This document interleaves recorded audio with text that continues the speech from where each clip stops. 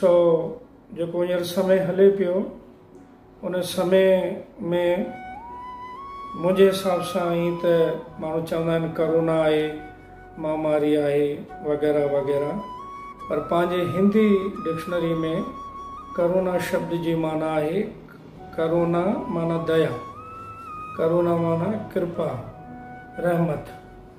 छो त हाणे इहो अजीब लॻंदो कि असीं करोना खे रहमत चऊं, कृपा चऊं, दया चऊं, कोई छा चवे कोई छा चवे।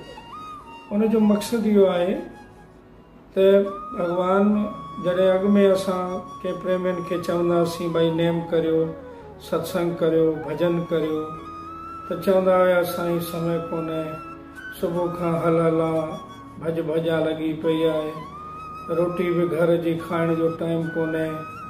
सो एतिरी मतिलबु मसरूफ़ियत ॾेखारींदा हुआ। अॼु भॻवान जेको आहे असांखे एॾो वक़्तु समय ॾिनो आइसोलेट करण जे लाइ, पंहिंजो पाण खे आइसोलेट मीन्स पंहिंजो पाण खे एकांत में रखणु। एकांत में रखी करे छा करे, आइसोलेट रखी करे छा करे, हरि नाम करे, हरि नाम जो जप करे, हरि नाम जी माला सिमरण करे, भॻवान जो भॼन ॾे ऐं पंहिंजे ॿारनि खे, पंहिंजे नंढड़नि ॿारनि खे, फैमिली खे समय ॾे, वक़्तु ॾे।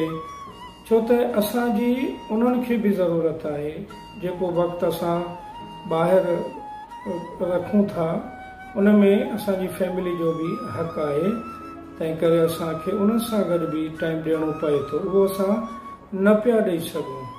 सो ही वक़्तु अहिड़ो शेड्यूल ठहियो उन में असां पंहिंजी फैमिली खे बि टाइम ॾियूं, ॿारनि खे बि टाइम ॾियूं। जेकॾहिं असां पंहिंजे ॿारनि खे टाइम न ॾींदासीं त ॿार वरी ॿाहिरि कोई ॻोल्हींदा पंहिंजो संगी, कोई दोस्त, कोई मित्र जेको ॿाहिरि ॻोल्हणु वेंदो।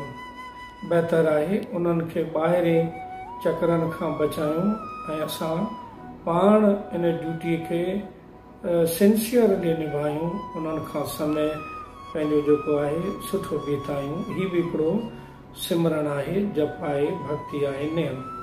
गॾु वेही करे भॻवान जी आराधना करियो, आरती पूजन करियो, सिमरण करियो, इहो ई करुणा जी कृपा आहे।